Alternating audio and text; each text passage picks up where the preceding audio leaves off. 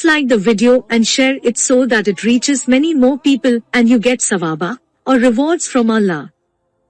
This could be a sawabe jariyah or continuous reward for you long after you are gone.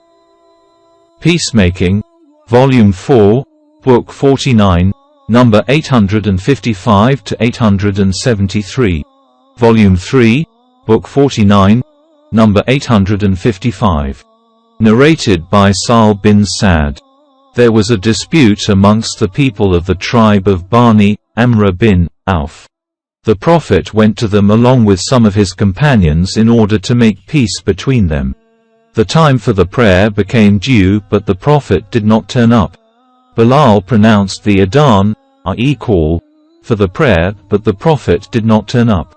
So Bilal went to Abu Bakr and said, "The time for the prayer is due and the Prophet I detained. Would you lead the people in the prayer?" Abu Bakr replied, "Yes, you wish." So, Bilal pronounced the Qama of the prayer and Abu Bakr went ahead to lead the prayer. But the Prophet came walking among the rows till he joined the first row. The people started clapping and they clapped too much, and Abu Bakr used not to look hither and thither in the prayer, but he turned round and saw the Prophet standing behind him. The Prophet beckoned him with his hand to keep on praying where he was. Abu Bakr raised his hand and praised Allah, and then retreated till he came in the first row, and the Prophet went ahead and led the people in the prayer. When the Prophet finished the prayer, he turned towards the people and said, "O people, when something happens to you during the prayer, you start clapping. Really, clapping is permissible for women only. If something happens to one of you in his prayer, he should say, 'Subhan Allah, glorified be Allah,' for whoever hears him saying so will direct his attention towards him. O Abu Bakr, what prevented you from leading the people in the prayer when I beckoned to you to continue?" Abu Bakr replied, "It did not befit the son of Abu Kafir to lead the prayer in front of the Prophet." Volume 3, Book 49, number 856. Narrated by Anas. It was said to the Prophet, "Would that you see Abdullah bin Ubay." So, the Prophet went to him, riding a donkey, and the Muslims accompanied him, walking on salty barren land. When the Prophet reached Abdullah bin Ubay, the latter said, "Keep away from me. By Allah, the bad smell of your donkey has harmed me."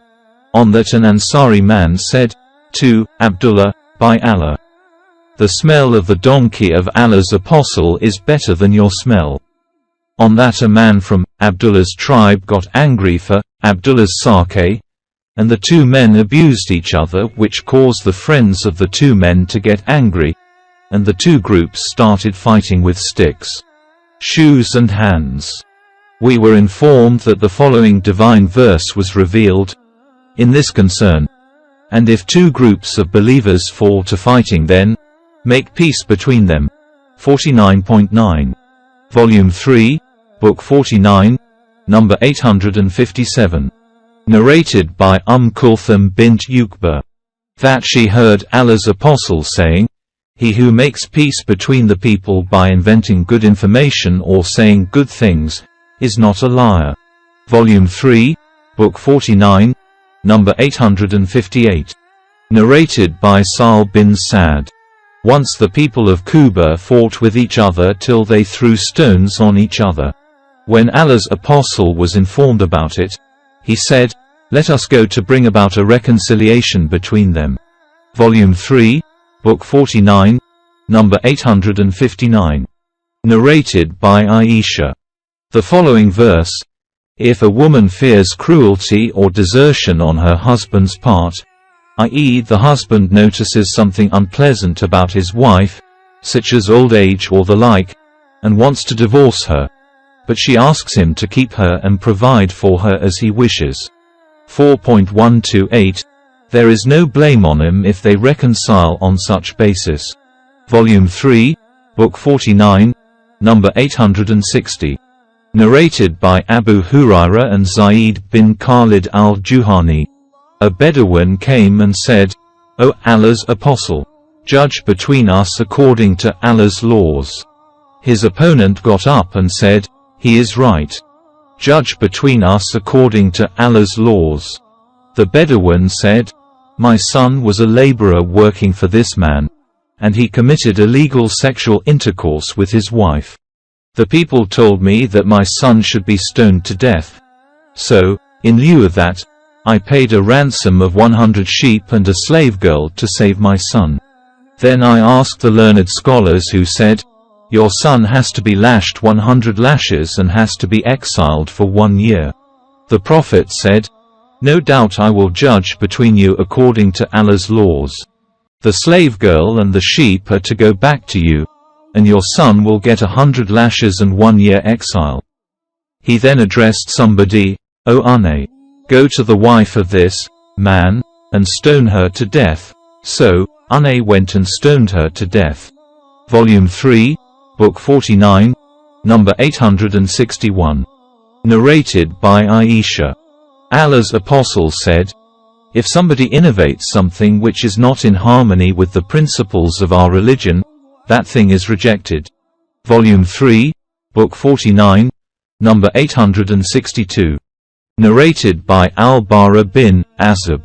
When Allah's Apostle concluded a peace treaty with the people of Hudaybiyah, Ali bin Abu Talib wrote the document and he mentioned in it, Muhammad, Allah's Apostle.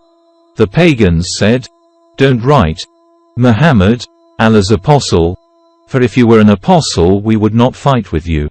Allah's Apostle asked Ali to rub it out, but Ali said, I will not be the person to rub it out.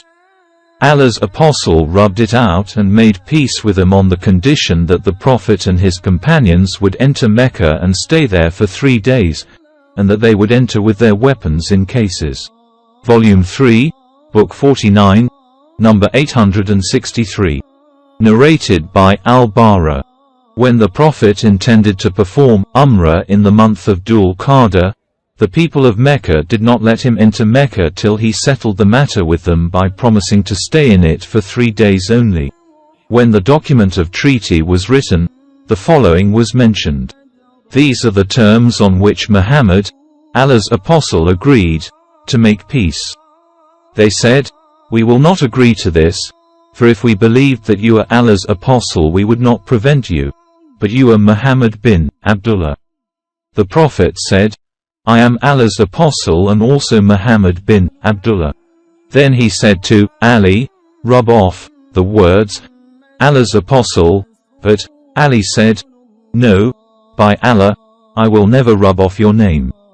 So, Allah's Apostle took the document and wrote, this is what Muhammad bin Abdullah has agreed upon. No arms will be brought into Mecca except in their cases. And nobody from the people of Mecca will be allowed to go with him, i.e. the Prophet, even if he wished to follow him, and he, the Prophet, will not prevent any of his companions from staying in Mecca if the latter wants to stay.